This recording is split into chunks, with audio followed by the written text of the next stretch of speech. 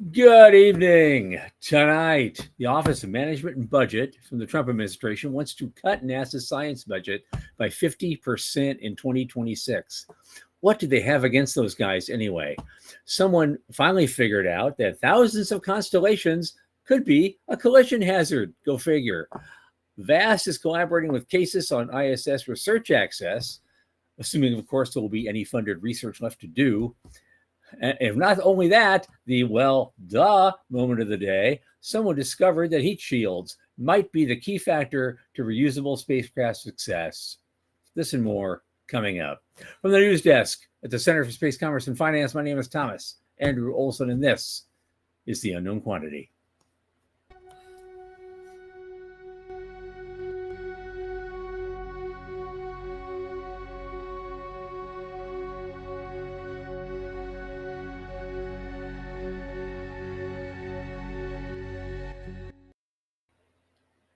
As you know, this program is hosted by the Center for Space Commerce and Finance. Who are we? We're a 501c3 nonprofit that champions and strengthens emerging space startups and space adjacent enterprises worldwide through advisory, access, and advocacy across the funding spectrum. We fortify business plans and investor readiness for founding teams at varying levels of development. And one of our latest initiatives, as we always discuss, is our monthly space microgrants, where we award $1,000 to an aspiring startup right off the back of the envelope. Go to spacemicrofund.com if you want to apply for a microgrant. The form is right there, and it's very easy to submit. And of course, as I always say, we also encourage our listeners and fans to help support Space Microgrants. At the bottom of that page is a link button to our support portal, where you get the option of a one-time gift or a monthly subscription. Think about that. 50 to $100 a month for 6 months or more helps a lot of new firms get out of the garage, which is better than bad tasting coffee from Starbucks. You know it's true. Joining me now is one of my podcast producers, an entrepreneur, one of my oldest space friends, Michael Lane from Liftport. Michael, get in here. Great seeing you. Hey, how's things? Okay. I'm gonna ask Sean to come in. I'm gonna ask Sean to put up the microgrant link because for whatever reason it didn't load on my end. So put the microgrant link up. Thanks, buddy. Appreciate that. I'm good. How's things? Good to be home now. Yeah. It's good to be home. I finally got some rest and said, it's because you get so pumped going to a thing like these conferences, like and you just don't get any sleep, and you're just out, you're pounding the pavement for like 18 hours a day. Mm-hmm. And our guest tonight was there too. I have a couple of questions for him on that you probably won't expect, but I just want to see if we actually did cross paths and didn't know it. Anyway, not a huge news week, but there's some stuff. I really still don't understand why the Office of Management and Budget wants to slash NASA science funding. What do they have against science funding? I don't get it. NASA's budget is only 1/3 of 1% of all government spending. Why would you want to? I want to put more. Let's make it half of 1%. Let's have some fun and do some real stuff. What are they talking about? Michael, I know you have the answer to this. Please. Obviously, I can just pull it out. When we talked to Dr. Plata the other day, and it was very prescient. He had written that article about Moon and Mars on Monday. Jared Isaacman had his confirmation hearing on Wednesday, and we had our show on Thursday. So during that conversation, we're like, how do you do all this without cuts? And where do you prioritize? And after the show was done, this was not on camera. We had a really candid conversation about what was at stake. And then all of a sudden, the following couple days, this is only 2 days after Jared Isaacman is up there telling the confirmation hearing, everything's going to be fine. It'll be good. We got enough resources to do all the things we want to do. and then the White House completely undercuts him. Well, So he sounded a little bit like Baghdad Bob, didn't he? The Iraq War. Remember that? Remember yeah, that yeah, guy? Oh yeah, yeah. everything's fine. Everything's fine. Everything's gonna be fine. So, I mean, I know the rumor mill of this had been in place for a while, but honestly, because of Isaacman's testimony, a lot of people were beginning to think that they had gotten a pass. But you and I, we were talking about the first cut that was just 23 people in three very important offices. I, Yeah. I think this is the beginning. I don't think this is the end. Yeah. Yeah, this idea of earth science, if it at all smells like climate monitoring, they're cutting it.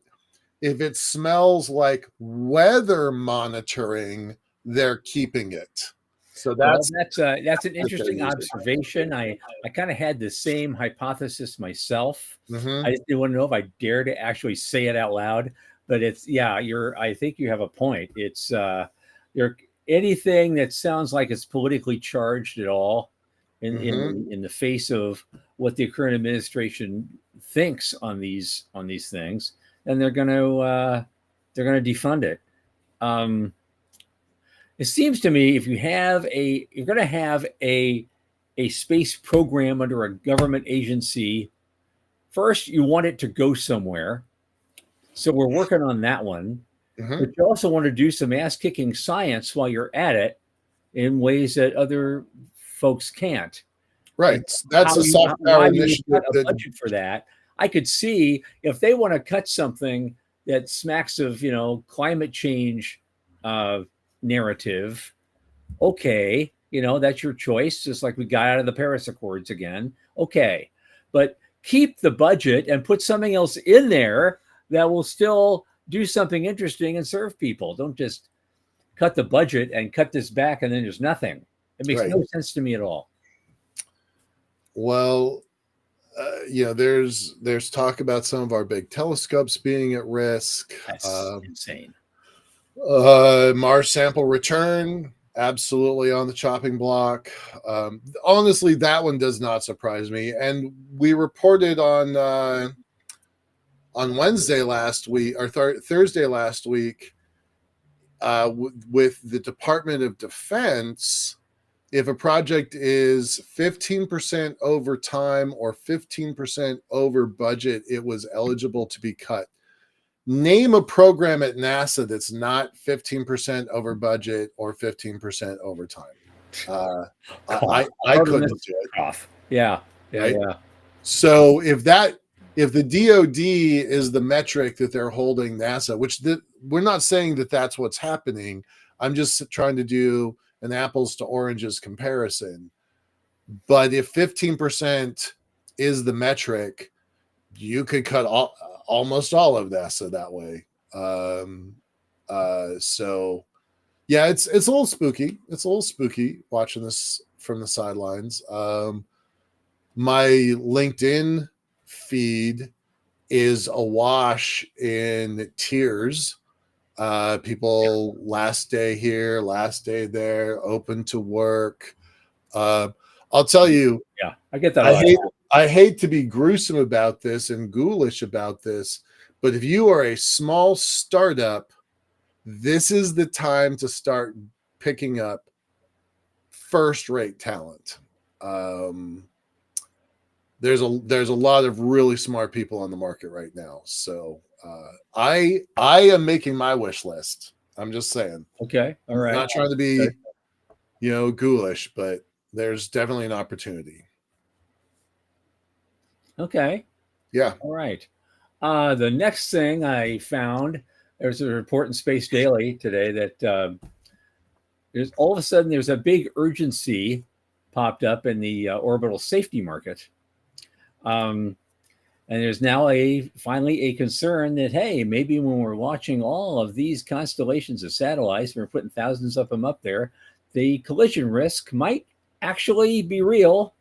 and then you end up with more space debris. And of course, the question out there is, well, what do we do about it?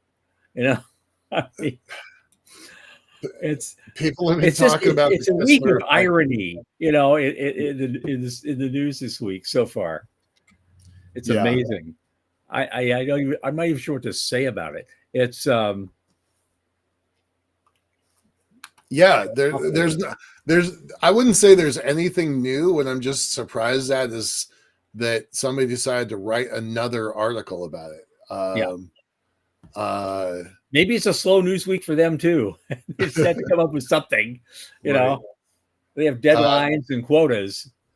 They've got this inaugural space situational and domain awareness market intelligence report.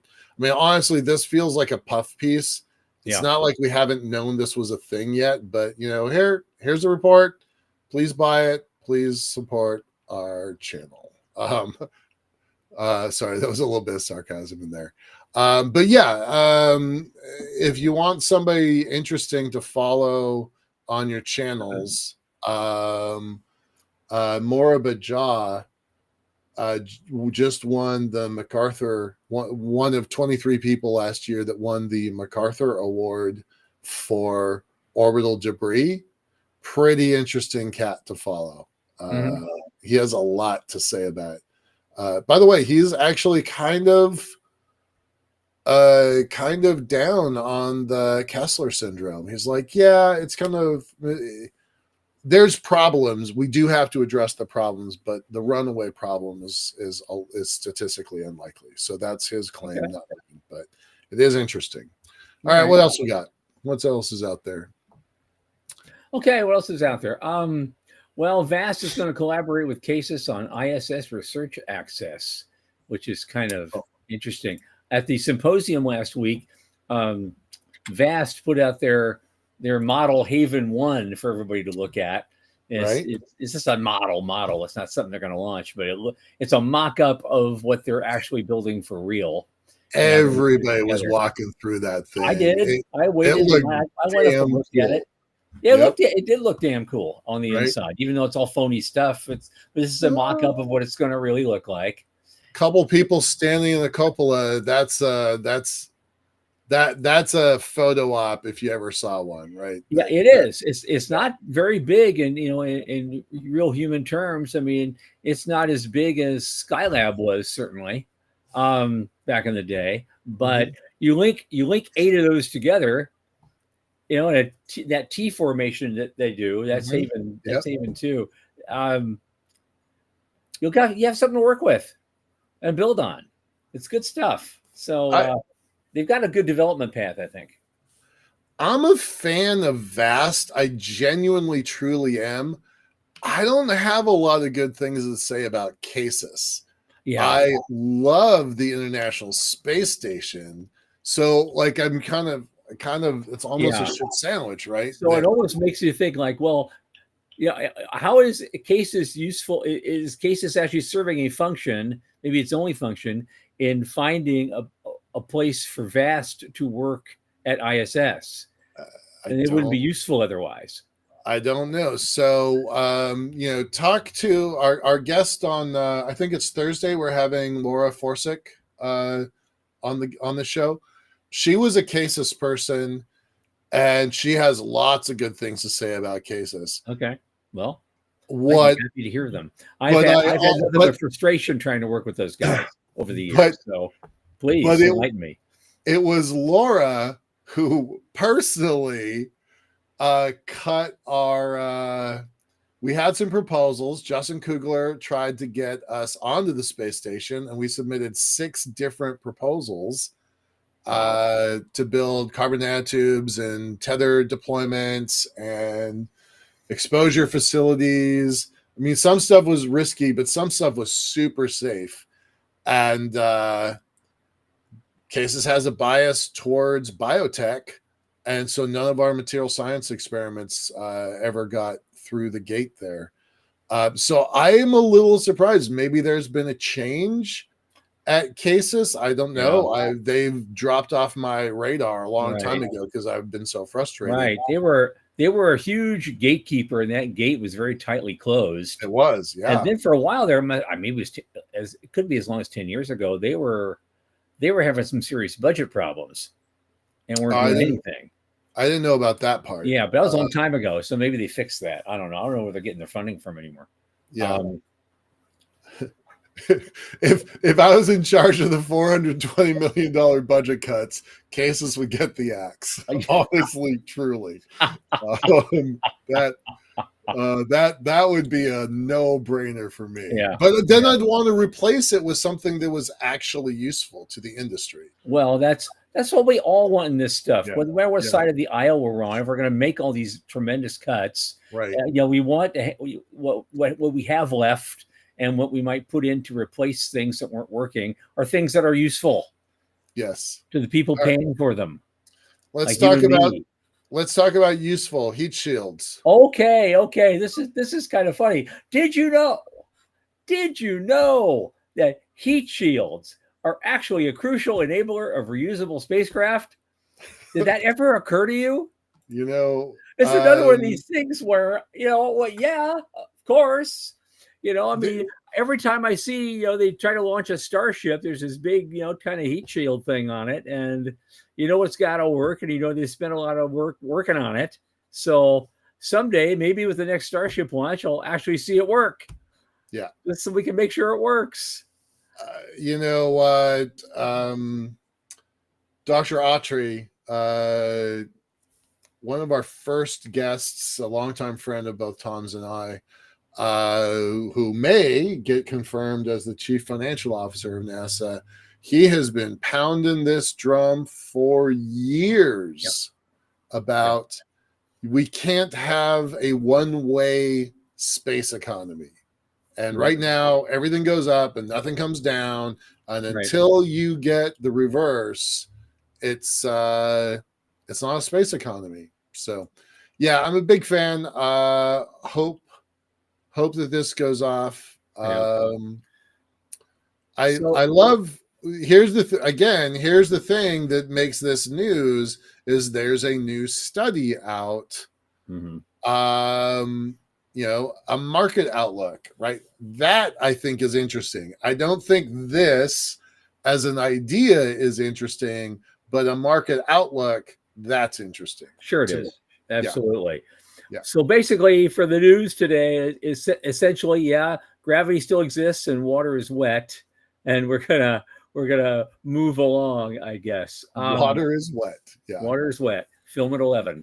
It's anyway, before we move on, however, I just want to point something out to our listeners and viewers.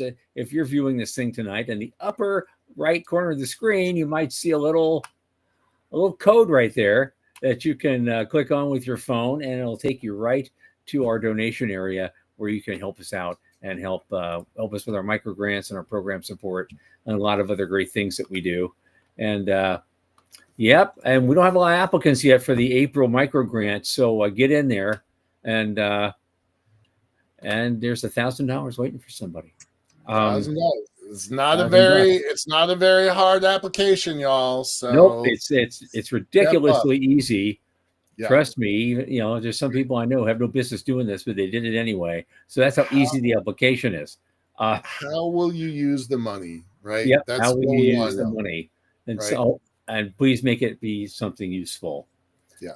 All right. So moving along, we're going to go to our guest this evening. Now, as you know, our show is, of course, about the intersection between space and money. Our guests are generally the people who either get the checks or those who write the checks, and occasionally the movers and disruptors of our industry. Tonight's guest and his partner write the checks. Chris Lay from Actuate Ventures is with us tonight. He has a partner, Andrew Woodfield, who cannot be with us, and so I hope he's feeling better later. They are raising a $25 million early stage U.S.-based venture fund focused on deep tech and space tech. And according to the website, their team has achieved a 3.67 TVPI from 25 plus prior space tech investments, and over $400 million has been raised for aerospace ventures. So, Chris, welcome to the program. Hey. Good evening, everyone, and good afternoon and good morning to those tuning in at later times. Absolutely. I'm happy to join you here today, and I'm very excited to talk about all the things space, why I got into space adventures, and why I'm insane enough to stay. Okay, I'm gonna get right into it. But first, I want to start by asking you something. We in your page, and I've read about right now. Your team has achieved a 3.67 TVPI. Some of our listeners and viewers may not know what that means. I don't know what that means. I know. It's just more acronyms for the folks in the space industry, because we're full of acronyms. TVPI, I believe, is total value paid in. It's essentially a multiplier. It's you put money in and then you wait for the valuations. It's not the exit. It's not how much has been returned, because what I'm doing right now with my partners and I is very early stage. We'll see returns someday. That's the goal. But when we're tracking the startups that we're working with, we're saying very confidently, based on their current raises, when we came in versus today, their official numbers comes out to be around 3.67. That number is climbing. I can't say how much because I haven't done the math, but the last we checked, it was around there, which is pretty good, in my humble opinion, for new and emerging managers. That's real. So it's a ratio, really. It's a ratio. Okay. Gotcha.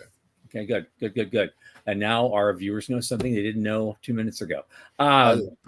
Tell us how you guys got started. How'd you meet? How'd you get together? I know you've done a lot before. You can talk about that and how you doing this. I might have a couple other questions about what you're doing, but why don't we start with that? A little background. Absolutely. So the long and skinny is essentially Andrew Woodfield and I. We worked together at Blue Origin for a number of years. After he left, he kind of roped me in, saying, "Hey, I want to build a thing." And since I had experience building startups before, this is not my first one, I really wanted to get on the other side. I thought, okay, let's build a place that helps other startups succeed within an industry that we are deeply passionate about. An industry which traditionally doesn't have a Silicon Valley-esque startup culture. No. So you get a lot of PhDs, you get a lot of people that really are just not have been punched in the face and gotten back up, for a lack of a better term. And I think I've cut my teeth enough to go, okay, let's come together and build a place for this to succeed. Now, the natural consequence of our evolution and our work into the space, which we started as a venture studio, essentially a model where we would take funds and then build internal ventures. We saw ourselves going, okay, let's just go full bore and not wait around. Let's just do a traditional venture fund, raise money for that, deploy capital. In the meantime, we'll be deploying our own capital, bringing in things, and then rolling what's called a warehouse into the fund. Because there's very little sense in waiting when not deals to be done. That's how traditional ventures look at it, but people to help accelerate. Because unlike Silicon Valley, which takes that only really succeed on funding models, with revenues and things, space ventures, deep tech, frontier tech, they need the validation and the money of venture to really get to that next stage. Otherwise, they sit on the table. They literally sit on the bench. One of the most revealing ones, or prominent in my mind as a narrative, as a story, is superglue, sand acrylate. It was invented, I think, DuPont Technologies or something, and it failed to meet their initial use case, which was basically a castable lens for sniper rifles. And they said, this thing is like really sticky. No one said, let's make super glue. Let's make it. This thing's a failure. They put it on the shelf for 10 years, looking for ways to make it less sticky, and more viable for the original use case. Right. Imagine someone had the bright idea to go, this is going to be super glue, but they then needed the initial money. They didn't have DuPont money to go, let's do a bench test. Andrew and I in our firm at Actuate Ventures, our pitch is essentially, we want to be there when you do that, and we want to help you actually do that bench test to actually because NASA did not get us to the moon by themselves, and they did not pick 3 vendors to get us to the moon. And it wasn't those folks. It was the tens of thousands of vendors producing dozens of small innovations each. Yeah. And those innovations are still with us. Every CAD model, every new lubricated cooling system, every milling screw, whatever coating, still with us. But we don't see that nowadays. We just see big returns. And if you're not a 10x unicorn, 1000x unicorn, you're worthless. And I think that's a shame. And I see that all across venture.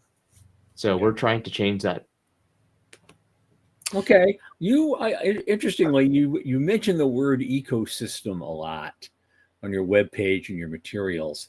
And I was just, I get the idea of ecosystems. I was originally trained as a biologist.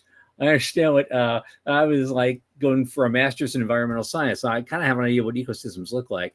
I have an idea what ecosystems look like in terms of technology, supply chains, and things of that nature. So I'm curious, what does this term mean for you? What does an ecosystem where you're going look like? And how do you know when you get there? And I'm going to tag on to that.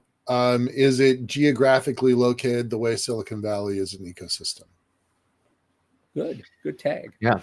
So ecosystem is not necessarily a biological one, but it is an organic in nature, emergent one, where we see it like the Silicon Valley one, but not necessarily geolocated. It's about having all the right players in place, not just the funders, but it's the end-to-end model. When you do look at Silicon Valley, especially Silicon Valley, I walk out of my house, I pitch, I get a check. That's kind of maybe not as easy as that, but I have seen it. Easy. Yeah, you've seen it. You've seen it yourself personally. I've personally seen it, and we don't have that end-to-end model within deep tech, in space tech. We don't have necessarily the places and players to go, hey, let's have these space meetups and these places where startups can actually thrive. And we've been hard at work identifying certain gaps. And we're not saying we're going to solve all of the ecosystem problems, but we want to make sure our voice is heard, and then we're going to put decrease major hurdles where we can. The geos that we are focusing on are places like Seattle and Florida and Denver, places that have hubs potentials right now. Seattle is a satellite manufacturing capital of the world, or Redmond specifically. 80% of the satellites launched last year were built in Redmond. 50% of the world satellites currently on orbit, Redmond. Yet no one really knows about that. And maybe the audience, I'm sure the audience is going to be magnitudes better than general public, but even within the space community, Redmond is just Microsoft. Yep. I was talking to I was talking to Philip at StarCloud just this afternoon, and I asked him, how long have you been up here? He's been up here for 1 year. He moved to Redmond to build his system because that's where all the satellite engineers are. Like, it's just point blank. There isn't anywhere else I can go, period. So that geography, I think, matters. But then when you talk about the rest of the ecosystem going down, I talked to somebody else today about the YC parties, the Y Combinator parties. You have to be part of the Silicon Valley scene if you're in the Y Combinator environment, you go there for the network, which means you go there for the parties. We don't have that in the space industry other than Symposium, right? To a lesser degree. So how would you cultivate, and we're going to get to Morty's question here in a second. I'm getting there, buddy. How would you cultivate an ecosystem? How would you decide if you were going to build one, which I know you are? How would you do it? What would you do? Well, let's take a quick step back. I want to give a shout out to StarCloud, formerly known as the artist Lumen Orbit, and Philip Johnson. Now, it's true. They just changed their name a couple, I don't know, 2 months ago, something like that. Some months ago. They came out of YC. I think there's still recognition that that YC is the elephant in the room, it's the gorilla in the room. So it's A16Z and a bunch of other of the Sandhill finance venture types. Now he bucked the trend. He's not a software company. He's a hardware company with a platform for space. Yep. And if I recall correctly, his seed round is $21 million, far surpassing any seed round in YC history. This is a space company based in Seattle, right? Not Silicon Valley. What does that say? It's confusing to me. It's not your normal story, which is why I bring it up. Yeah. It's sending a signal, a message to the broader industry that one, space is amazing, and two, it's not Silicon Valley that's leading it. Right. It's the Silicon Forest. It's the Emerald City. It's Mile High in Denver and Colorado Springs. Yeah. I wish the Cape the best, but the ecosystem part is the collaboration between all of these players. It's not just me alone. I honestly don't care that if I lead the charge or not. It's the love for them. It's the love for the mission, and the space is about missions. We don't get that attitude in other industries. There's no, do we have a collective mission? We all rise together in space. When someone has a RUD moment, that doesn't look a really unplanned one. It doesn't look good. When you flaunt laws and launch rockets and they fall over populated areas like in China, that's not a good look for the industry. And so we're all really in it together, and we're not cutthroat. We are the healthiest startup industry and most collaborative, but we need more players to make those connections and go, let's have it. So when someone comes to me and say, hey, Actuate Ventures is just too small. And we're a small firm doing relatively small checks. But we can go, hey, let's go talk to Fuse or Space Cap or any of these folks that can write larger checks, and get you to where you need to go. There's not this pigeonholing. There's not this thing where we go, if you're on our table, you can't be on someone else's.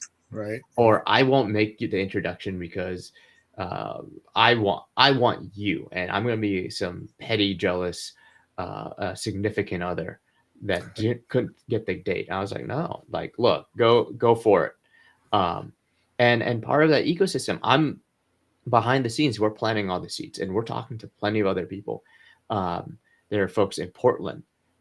There are folks in LA and Hawaii, and maybe soon Alaska, and that are interested in space tech and defense tech and aerospace and these things that collaborate together.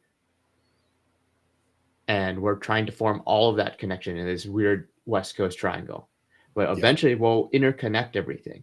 Right now, there is a highway for success with startups that come out of Silicon Valley. That's part of, they don't really mention it unless you're in that ecosystem. Like you go like, hey, I'm going to start in the Valley and I'm going to move to New York for finance, or I'm going to move to Seattle for or Hawaii or infrastructure and biotech, and you kind of get your footing and then you go somewhere else, which is perfectly fair. But they have that pathway, but it doesn't really exist for space. And there are some space people, but they are a little siloed, and you have to bring them out and you have to really help them.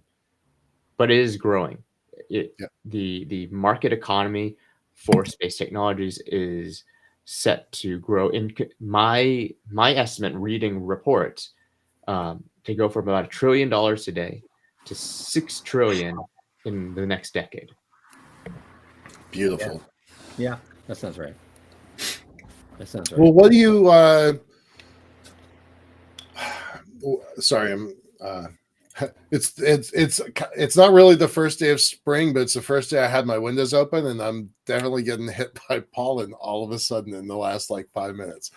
Kind of funny.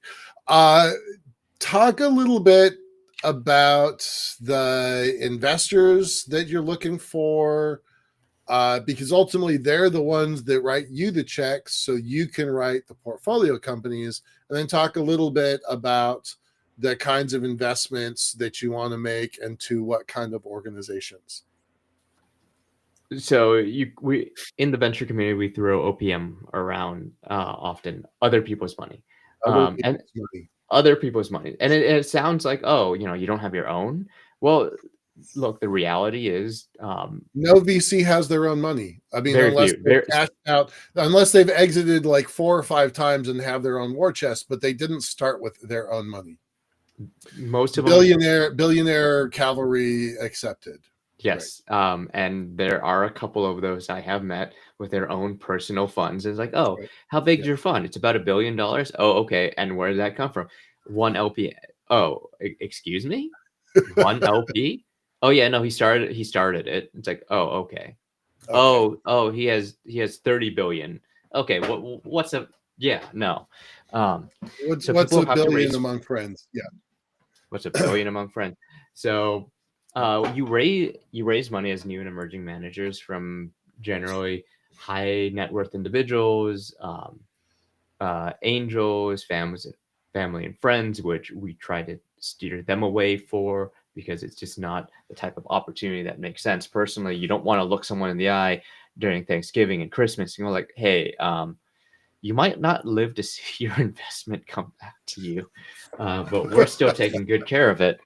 But you might get a couple institutionals, you call them funds of funds, so larger funds whose charter allows to go into smaller ones, corporates, institutions, your universities, your banks. They also can go into funds depending on their charter. Their leeway charter is basically their set of internal guidelines. More likely than not, if there is a hard line in the sand, it comes from the charter. And this is unlike a venture investment where some of the folks I see on here, I recognize some of the names, and they have their own startups and go like, hey, I'm going to go ask a VC for money. And very few VCs will go like, we have rules where we can only invest in people whose names start with M. But it kind of has that air on the folks that invest into funds, where they go like, you need to have this many portfolio companies, and you need to have been around for this long, and you have these metrics. Well, Morty would appreciate that. Yes. Or Michael. Or Michael. Or certain, CMs. M&M's everywhere. Now I'm screwed. I can't get anything. Sorry. There's an M in your name somewhere. Now, for myself and the firm, we look at small burgeoning companies that have long outlooks, and strong missions and commercialization. So our bent and our bias, and mine in particular, is I, as much as I love pie in the sky visions, I want the founders that I look at or look for to be very realistic, that there is a pathway to get there. Some will go, hey, it's all or nothing. I love the folks at Innerloon and some others that I'm not going to mention because they're far too small. I don't want to throw them under a bus for any reason. But it seems all or nothing when you talk to them, because that's the type of technology. If you're talking about a fusion technology, is that not all or nothing? Helion up in Everett is bucking the trend by saying, hey, they're going to produce tritium and sell that. But is that going to necessarily be profitable or just subsidizing of their revenues? Right. Right. I love rocket companies because, but they are also kind of an all or nothing. There's also a lot of them right now. There's a lot of them right now, and we know that the capital expenditure to create a rocket company has far more zeros of explosions than my fund. Yeah. I was talking to someone on the floor of Space Symposium, which is basically Disneyland for space nerds, professional space nerds. Was what is the cost of Starship? The R&D cost of Starship.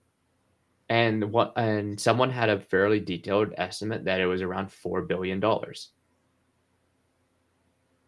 Okay. I don't know how they got that number. It's not a public number. It's not a public number. It was,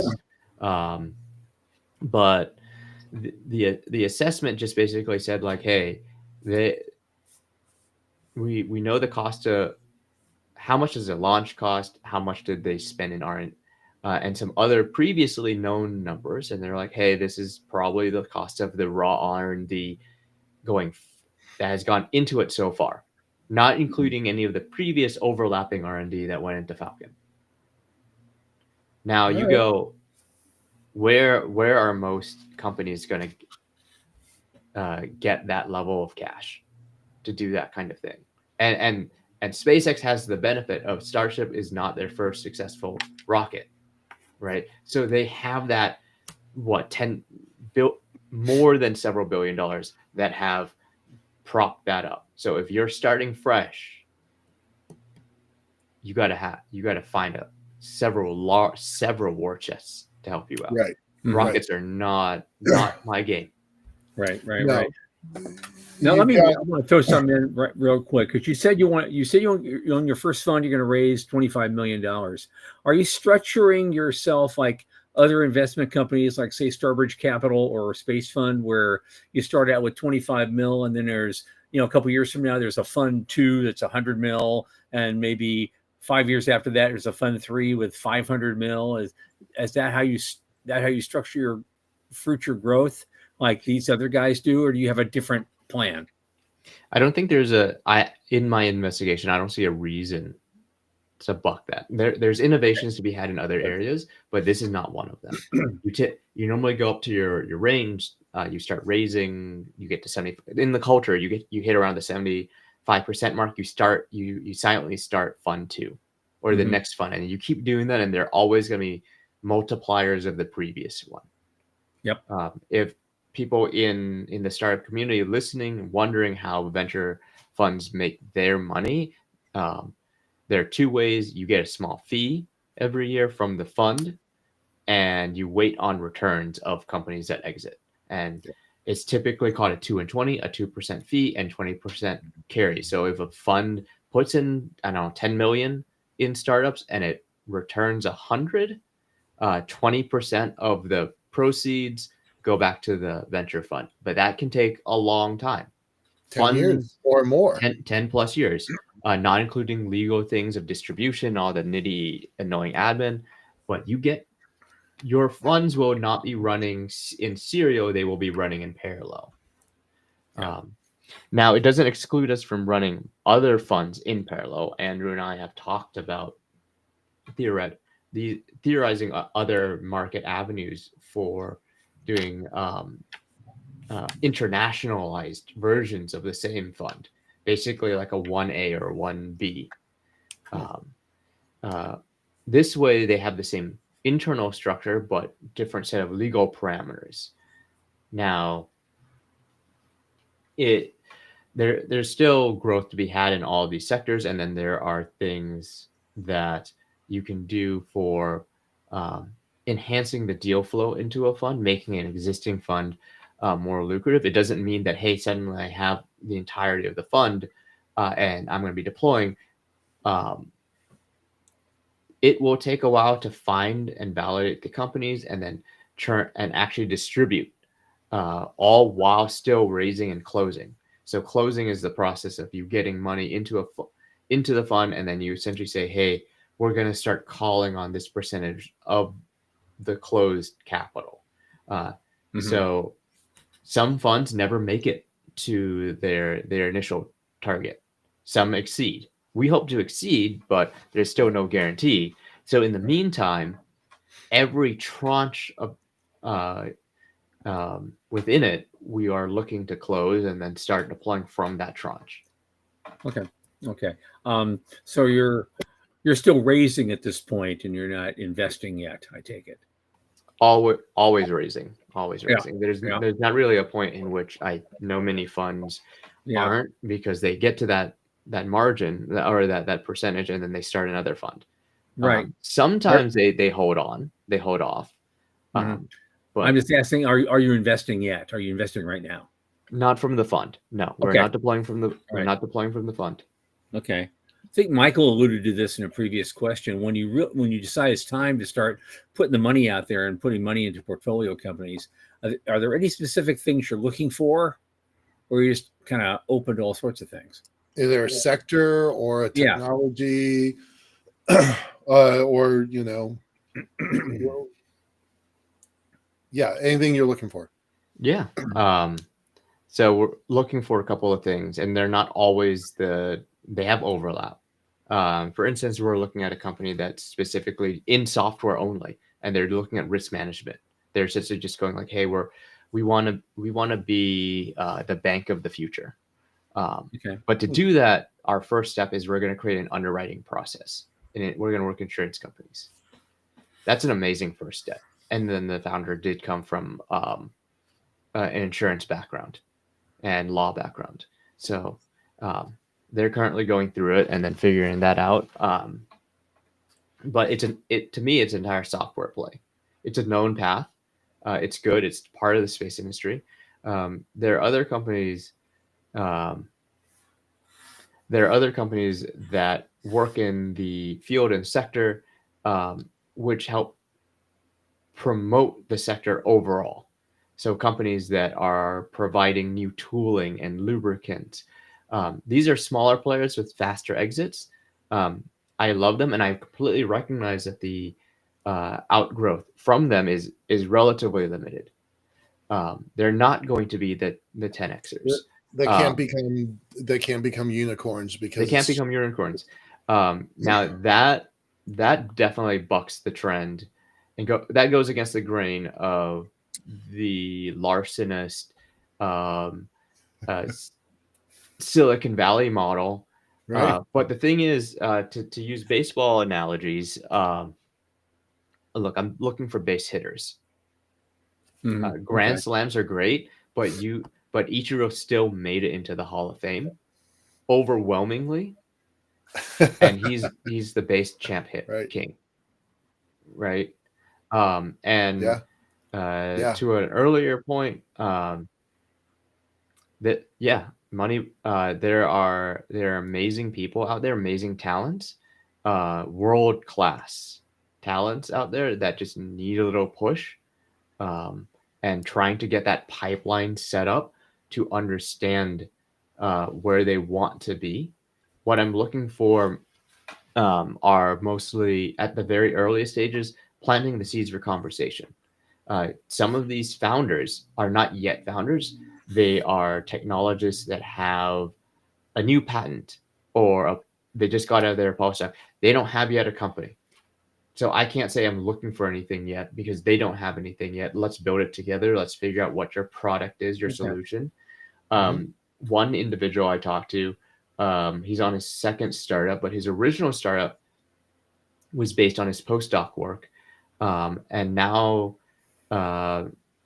he applied it to medicine, like hospitals, And then the same underlying technology he's applying to using detecting moisture levels in the soil via satellites. Yeah, I've seen guys like that. I've seen other people like that. We have something that we talk about here at the center. It's a concept we call, I've for 15 years I've been calling it space scalable, which is a term for a startup technology that's built to actually enhance life right here in the ground and go after certain terrestrial markets in a big way, but also can be scaled to serve a specific function in space when the demand for it comes in.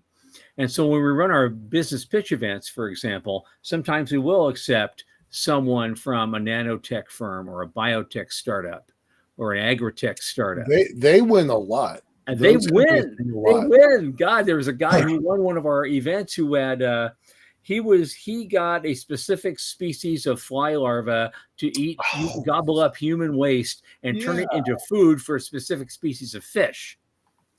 Yeah. And so all of a sudden we looked at this thing and said, okay, they don't have to be vegans on Mars. We got something, so those are the kinds of things that we kind of look at and try to champion when we can. Wanted to go back to the symposium real quick, because I presume, did you get to see the pitch event that they did? Yeah. How was that? I did see, it was invitation only, and I didn't get an invite, and I thought that was really weird. If the symposium people want to really shout what they're doing to the world, then why do you limit the audience? But well, you tell me, what did they do? Before that, I just want to say that next year is going to be different. Okay.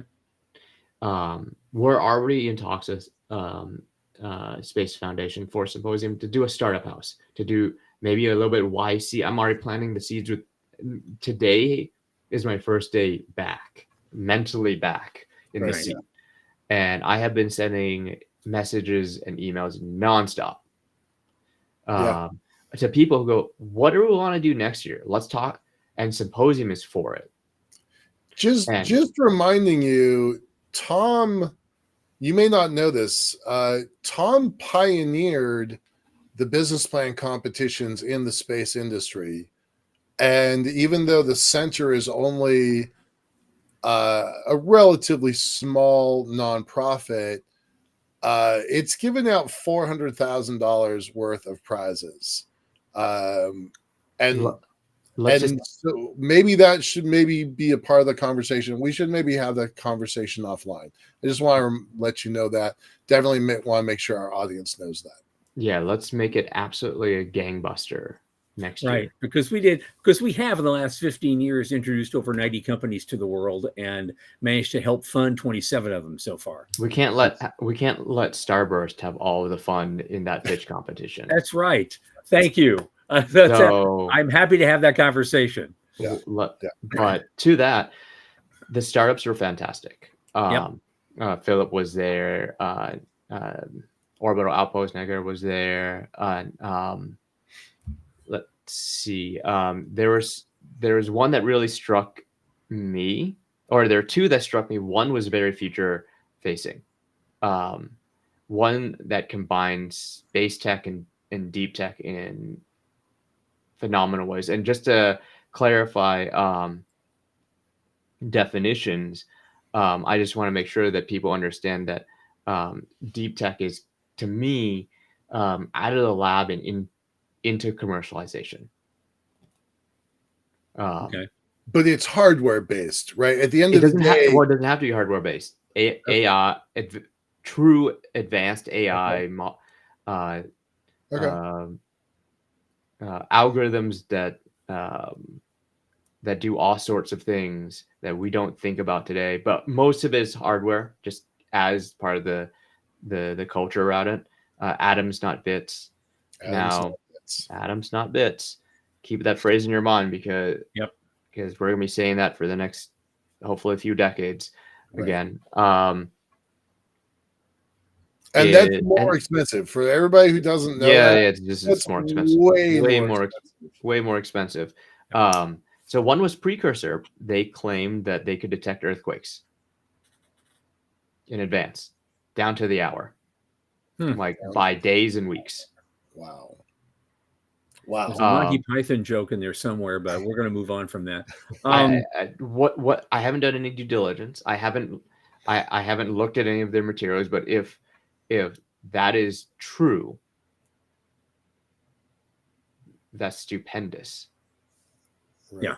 And the way that I looked at it was they didn't set out to do this. Right. They had the opposite of our space. They were looking at space weather, trying to protect other satellites from solar flares and things. And then they had a moment, I believe, where they said, let's point it back to Earth. Huh.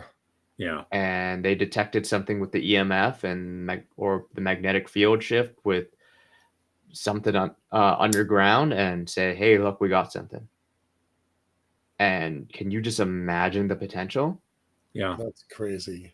Forget your TAMs and your market sizes. This unlocks. I'm not going to even bother with whatever market number, because it doesn't exist. Right. And then there's other companies which are far more practical. They exist in other industries. One, which I'm blanking on the name for, but they had a particular supercapacitor technology, not a new supercapacitor, but they could form it into unique shapes. And then this way they could fill in the gaps within race cars. Huh. And well, you can apply that to satellites just the same. Right. Yep. For anyone listening, space volume within satellites is just as important as mass. That's true. Sometimes more so. Empty cargo space, void. There are entire small startups dedicated to filling space more efficiently. We've been talking a lot about filling space volumes last few weeks. We have. So yeah, I get it. Chris, you don't know. So Tom's been running the show for a couple months now, and then at the beginning of last month, I guess it was March, we amped up to 2 shows a week. And when we did that, we brought in a professor who wrote a book about the logistics of shipping. And it sparked this whole unexpected conversation about how do we do standardization and containerization in the space industry. And that took this whole show in a very unexpected way. And we've been talking about standardization and containerization for 2 months now. And it's absolutely fascinating how many times we see this starting to bubble into the conversation, starting to bubble into the industry. So now you just talked about voids, and that's a thing, right? So that's interesting. I didn't know a startup was trying to fill that. That's actually really well. They know that they filled it. Yeah, right. they did. But for other industries. Yeah, and now Sure. it's the same technology. My big thing personally, coming from my background in product and design, is unlocking creativity. It's creating that spark that goes, aha. Taking 2 concepts and you look at it and go like, I don't know how that was done. That's way too hard. And then you break it down and go like, whoa, okay. Yeah. Wow. I'm going to go build something new. The Yeah. best and most ingenious people on Earth sometimes didn't get there until there was something in between. They look at a problem, someone else invents something new from it, and then they leapfrog from that. Right. Sparking innovation and platforms is critical to innovation culture Right. within humanity. Whoever creates the UPS for space will unlock more than they produce. Yep, they will. And on that note, I think we're going to have to, unfortunately, call the night on this one. This is a fascinating conversation, and I hope it's the beginning of many more that we will have with you in the future. Chris Lay from ActuateVentures.co. Thanks for being with us. It's been just a gas. Thanks a lot, Chris. Bye-bye. Right. Good night. Okay, Thursday, the 17th of April, Our guest will be Igor Bobek. And I want to offer an apology for everyone. We still haven't announced March's micro grant winner. That's my bad. I lost a week in Colorado and other things. I'll announce it Thursday, I promise you. But one more tease before I go. As Steve Jobs used to say, one more thing. While we always appreciate the sponsorships and donations that we receive, and the thing that's still up there at the last second, within the next couple of weeks, we're going to start taking that to the next level. Very soon now, the center will be accepting Bitcoin. More on that next week. From the news desk at the Center for Space Commerce and Finance, my name is Thomas Andrew Olson. Keep watching the skies.